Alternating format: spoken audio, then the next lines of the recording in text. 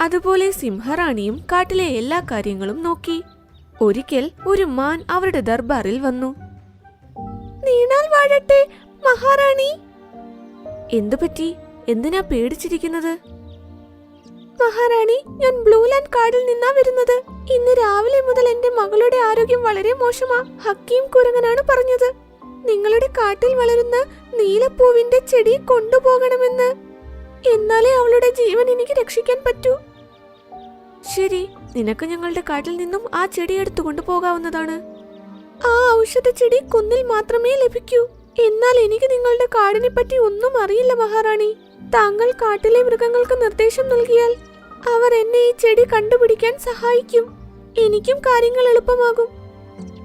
നിന്റെ ഒരു മകളെ രക്ഷിക്കാൻ വേണ്ടി ഞാൻ എന്റെ പ്രജകളെ നിന്റെ ഒപ്പം അയച്ചാൽ ഞങ്ങളുടെ കാട്ടിലെ കാര്യങ്ങളൊന്നും ശരിക്കും നടക്കില്ല. നിങ്ങളുടെ കാട്ടിലെ മൃഗങ്ങൾ ഇവിടെ ഉണ്ടാവേണ്ടത് ഒരു കുട്ടിയുടെ ജീവൻ രക്ഷിക്കുന്നതിനേക്കാൾ വലുതാണോ? അതെ, വലുതാണ്. നിനക്ക് ഞങ്ങൾ ആ കുന്നിലേക്ക് പോകാനുള്ള അനുമതി തന്നു കഴിഞ്ഞു. അത് തന്നെ വലിയ കാര്യമാ.